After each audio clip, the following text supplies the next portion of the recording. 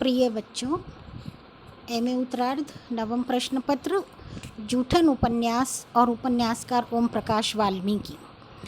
कथानक के बाद हमने इसके संवाद देखे, कथा की गति देखी और विमर्श का उत्तरोत्तर विकास पढ़ा।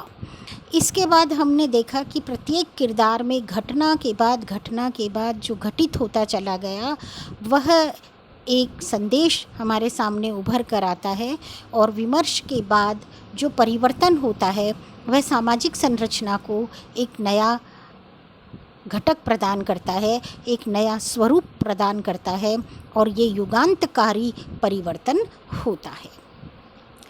इस उपन्यास के अगले अंशों में भी हम ये देखेंगे कि जो कथा का उत्कर्ष हुआ है और संदेश का जो फल हमें प्राप्त होता है, जो रस प्राप्त होता है, वह किस तरह से किरदारों के माध्यम से और उनकी बातचीत के माध्यम से, संवाद के माध्यम से लेखक की अभिव्यक्ति के कौशल के साथ भाषा और शैली की जो बुनावट है वह हमारे सामने आती है और एक सर्जक की प्रतिबद्धता भी उभर कर सामने आती है, जो इस उपन्यास की उपलब्धि है।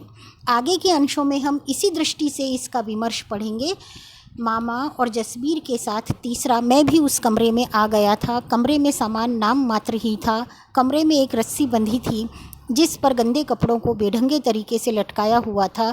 बेतरतीब सामान इधर उधर रखा हुआ था। सफाई यदा कदा ही हो पाती थी।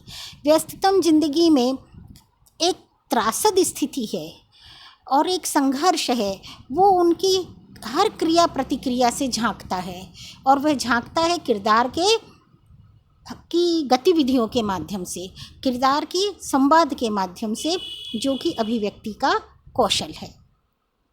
सुरजन सिंह ने डीएवी इंटर कॉलेज की 11वीं कक्षा में दाखिला ले लिया था, लेकिन मुझे अभी तक दाखिला नहीं मिला था। इंटर फेल हो जाने का ठप्पा मेरे माथे पर लग चुका था। जो भी सुनता नाक भौं सिकोड़ने लगता था। काफ़ी भागदौड़ के बाद प्रेम कुमार शर्मा जी की सिफारिश से दाखिला मिला था। सुरजन सिंह ने बहुत मिन्नत की थी प्रेम प्रकाश शर्मा जी की। वे एक प्रतिष्ठित अध्यापक थे डीएवी इंटर कॉलेज में। त्यागी इंटर कॉलेज बरला के प्रमाण पत्र को देखते ही अजीब सी मुद्रा बना लेते थे। सुरजन सिंह की पत्नी स्वर्णलता अपने मायके में रहती थी। अक्सर मैं सुरजन के साथ वहां जाता था। वे बेहद आत्मीय और स्नेहिल थी। उनके मन में अपनेपन की भावना बहुत ज़्यादा थी। निराशा और हताशा के क्षणों में वे मेरा हौसला बढ़ाती थी। देखिए, सुरजन सिंह की पत्नी स्वर्णलता का चरित्र चित्रण करते समय आप लिखेंगे वे आत्मीय थी, वे स्नेहिल थी, वे उम्मीद आशावादी थी और अतिथि सत्कार करने वाली महिला थी। कॉलेज में दाखिला मिलते ही मैं पढ़ाई में जुट गया था। इंद्रेश नगर से डीएवी इंटर कॉलेज काफ़ी दूर पड़ता था, फिर भी मैं सुबह 7 बजे का पीरियड कभी छोड़ता नहीं था। मैं अपनी निराशा से मुक्त होना चाहता था। मैं धीरे धीरे नैराश्य की अंधी गुफा से बाहर निकलने लगा था। इंद्रेश नगर में ज़्यादातर सफाई करने वाले भंगी और जूते बनाने मरम्मत करने वाले जटिये रहते थे। भंगी अपने आप को वाल्मीकि कहलाना पसंद करने लगे थे और जटिये जाटव रहते भी ये अलग अलग हिस्सों में थे। एक और वाल्मीकि तो दूसरी ओर जाटव। इनके मोहल्ले का प्रवेश सहारनपुर रोड से तो उनके आने का रास्ता कोवेली रोड से। गरीबी और अशिक्षा दोनों को पुश्तैनी मिली थी। छोटे छोटे दड़बे नुमा मकानों में तंगहाल जीवन था सभी का। इक्का दुक्का लोग ही 2 वक्त की रोटी कुछ ढंग से खा पाते थे। बहुत सुंदर संवेदनशील चित्रण है, मार्मिक चित्रण है कि गरीबी और अशिक्षा दोनों को पुश्तैनी मिली थी। बड़े छोटे मकान थे और 2 वक्त की रोटी का जुगाड़ भी बहुत कम लोगों को ही मुनासिब था। स्कूल जाने वाले बच्चे दिन भर गलियों में आवारागर्दी करते थे। बहुत कम बच्चे थे जो पढ़ने लिखने में रुचि लेते थे। माँ बाप के पास समय ही कहाँ होता था कि बच्चों को हाथ पकड़कर स्कूल तक छोड़ आएँ। सुबह 5 बजे के निकले 12-1 बजे लौटते थे। हाथ मुंह धोकर औरतें ठिकानों में रोटियां लेने चली जाती थी। 2-2:30 बजे फिर हाजिरी देने जाना पड़ता था। लौटते लौटते 5 बज जाते थे। बच्चे स्कूल जाते हैं या नहीं, दिन भर वे क्या करते हैं, कहाँ रहते हैं, जानने का न वक्त था न समझ। मैं कॉलेज पैदल जाता था। इंद्रेश नगर से डीएवी कॉलेज काफ़ी दूर पड़ता था। 2-3 महीने बाद जसबीर ने एक साइकिल ख़रीद ली थी मेरे लिए। किस्तों पर उस साइकिल की कीमत अदा की गई। साइकिल मिल जाने से आने जाने में काफ़ी समय बचने लगा। पहला पीरियड 7 बजे लगता था। गणित के अध्यापक समय के पाबंद थे। सुबह की इस कक्षा में 60-70 छात्रों में से 15-20 ही आते थे। मैंने इस पीरियड को कभी नहीं छोड़ा था। त्यागी इंटर कॉलेज से यहाँ वातावरण कुछ भिन्न था। उन दिनों मेरे पास कॉलेज जाने लायक कपड़े भी नहीं थे। गाँव में तो गंदी बिना इस्त्री की हुई कमीज और पट्टे के पजामे से ही काम चल जाता था। यहाँ सब पैंट कमीज पहनते थे। जसबीर के पास एक पुरानी पैंट थी जो उसने मुझे दे दी थी। काफ़ी ढीली थी मेरे नाप से। उसे पहनकर मैं कॉलेज जाता था। एक दिन अंग्रेजी की कक्षा से बाहर निकलते ही दूसरे सेक्शन के एक लड़के ने मुझे रोक लिया। उसके साथ 3-4 लड़के भी थे। वे मेरा मजाक बनाने लगे। एक ने मेरी पैंट खींचते हुए कहा, किस टेलर से सिलवाई है, हमें भी उसका पता दे दो। दूसरे लड़के ज़ोर ज़ोर से हंस रहे थे। मैं उनसे बचकर निकलना चाहता था, लेकिन वे जाने ही नहीं दे रहे थे।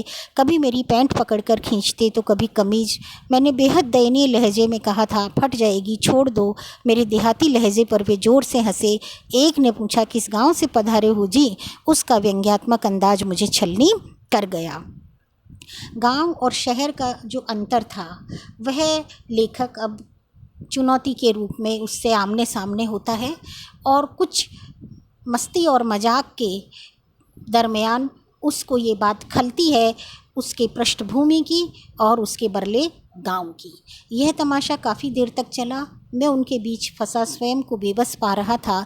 न जाने मैं कब तक उनकी गिरफ्त में फंसा रहता। एक वरिष्ठ अध्यापक उधर से निकल आए, जिन्हें देखकर वे सब भाग गए थे। उस अध्यापक ने मेरा नाम पूछा और कक्षा पूछा तो मैंने बता दिया, जी ओम प्रकाश वाल्मीकि, 12वीं सेक्शन जे। मैं कक्षा में चला तो गया लेकिन मन उखड़ गया था और कक्षा में क्या पढ़ाया जा रहा है कुछ समझ में ही नहीं आ रहा था। किसी तरह वह पीरियड ख़त्म हुआ। बाहर निकलते ही मैंने सुरजन को ढूंढना शुरू किया। वह अपनी कक्षा में बैठा था। मैंने उसे बाहर आने का इशारा किया। उसके बाहर आते ही मैंने पूरी घटना सुना डाली। उसकी ही कक्षा में एक लड़का बैठा था, बहादुर सिंह थापा, राजपुर का रहने वाला था। सुरजन ने उसे भी बाहर बुला लिया था। सुरजन ने पूरा किस्सा उससे बताया। उसने मुझसे पूछा, उस लड़के को पहचान लोगे, किस कक्षा में है? मैं उन्हें साथ लेकर उस लड़के की कक्षा के सामने आकर खड़ा हो गया था। वह लड़का कक्षा में अपने उन्हीं दोस्तों के साथ सबसे पीछे बैठा था। बहादुर ने मुझसे कहा, तुम जाओ, मैं अभी उसे ठीक कर दूंगा, आइंदा वह तुम्हें तंग नहीं करेगा। मैं जाकर दूर खड़ा हो गया। सुरजन और बहादुर वहीं रुक गए। पीरियड खत्म होते ही वह लड़का अपने दोस्तों के साथ बाहर निकला। बहादुर ने इशारे से उसे बुलाया। जैसे ही वह पास आया, बहादुर ने 2-3 हाथ उसे जड़ दिए। अचानक हुए हमले से वह घबरा गया था। गिड़गिड़ाते हुए बोला, दाई जी क्यों मार रहे हो, मेरी गलती क्या है? बहादुर ने उसकी कमीज का कॉलर पकड़कर अपनी ओर खींचा। बोल, तेरे कपड़े कहाँ सिलते हैं? नंगा करके भेजूं या दर्जी को यहाँ बुलाऊं? फिर किसी से दर्जी का पता पूछेगा? उसने हाथ जोड़कर माफ़ी मांगी थी। दाई जी माफ़ कर दो, गलती हो गई। धीरे धीरे मैं उस माहौल में रमने लगा था। स्वयं को एडजस्ट भी कर लिया था। कुछ दोस्त भी बन गए थे। अब मैं अकेला नहीं था। मेरा देहातीपन अब मुझे कमज़ोर और दब्बू नहीं बना रहा था। सुरजन के सभी दोस्त मुझे पहचानने लगे थे, जिनमें ज़्यादातर मारपीट गुंडागर्दी करने वाले लड़के थे जो मुझे ज़्यादा पसंद नहीं थे। फिर भी मेलजोल रखना पड़ रहा था।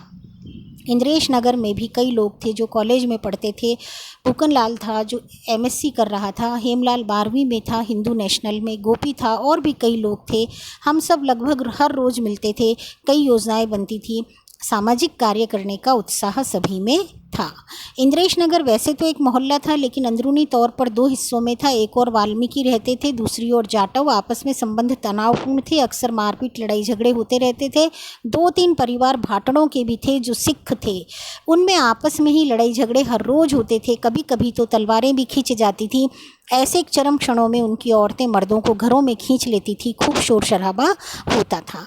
हेमलाल जाटव था, लेकिन हमारी मित्रता घनिष्ठता में बदल गई थी। हम दोनों एक दूसरे के घर भी आते जाते थे, जो उन दिनों के हिसाब से काफ़ी खतरनाक कदम था। मामा मुझे कई बार आगाह कर चुके थे।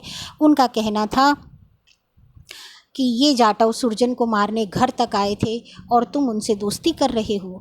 लेकिन इन तमाम अवरोधों के बावजूद मेरा और हेमलाल का मेलजोल जारी था। उसके घर में जब भी जाता था, उसकी माँ, बहनें, भाभी सभी बहुत स्नेह दिखाते थे। उसकी छोटी बहन बहुत प्यारी और सुंदर सी गुड़िया जैसी थी। इंद्रेश नगर में एक पुस्तकालय था जिसे जाटव चलाते थे।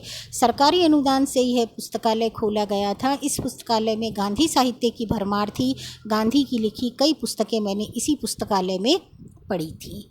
एक दिन जब मैं पुस्तकालय में बैठा पुस्तकें देख रहा था तो हेमलाल ने एक छोटी सी किताब मेरे हाथ में दी, जिसे उलट पुलट कर मैं देख ही रहा था। तो वह बोला, इसे पढ़ो। पुस्तक का नाम था डॉक्टर भीमराव अंबेडकर जीवन परिचय, लेखक चंद्रिका प्रसाद जिज्ञासु। मेरे लिए डॉक्टर अंबेडकर उस समय तक एक अपरिचित नाम था। मैं गांधी, नेहरू, पटेल, राजेंद्र प्रसाद, राधा कृष्ण, विवेकानंद, टैगोर, शरद, तिलक, भगत सिंह, सुभाष चंद्र बोस, चंद्रशेखर आज़ाद, सावरकर आदि की विषय में जानता था, लेकिन डॉक्टर अंबेडकर से अनजान था। त्यागी इंटर कॉलेज बरला में कक्षा 12 तक पढ़ाई करके भी किसी भी रूप में यह नाम मेरी जानकारी में नहीं आया था। उस पुस्तकालय में भी अंबेडकर पर कोई पुस्तक नहीं थी। कभी किसी शिक्षक या किसी विद्वान के मुंह से भी यह नाम नहीं सुना था। गणतंत्र दिवस पर भाषण होते थे, देश प्रेम की कहानियाँ दोहराई जाती थी, लेकिन संविधान निर्माता की जानकारी नहीं थी। सूचना देने वाले तमाम माध्यम इस नाम को मुझ जैसे लोगों तक पहुंचाने में असमर्थ थे। मैंने हेमलाल से पूछा, कौन है ये अंबेडकर? बारीक सी मुस्कुराहट उसके होठों पर तैर गई थी। पहले इस पुस्तक को पढ़ लो, फिर बात करेंगे। देखिए, संविधान निर्माता डॉक्टर भीमराव अंबेडकर के नाम को अब वह जानता है, उनकी जीवनी पढ़ता है, उनकी विचार पढ़ता है, उनके दर्शन पढ़ता है, और फिर वह और आगे बढ़ता है। जहाँ देशभक्त जिन लोगों ने कुर्बानी की और जिनमें राष्ट्रीय चेतना थी, उनमें एक उल्लेखनीय नाम अंबेडकर, जो उस तक नहीं पहुंचा था, अब वह उनको पढ़ना चाहता है और उन्हीं के नाम से, उनके पद चिन्हों पर चलते हुए वह इस दलित विमर्श की अंधकार को मिटा देना चाहता है। अब हम इसके बाद कल पढ़ेंगे।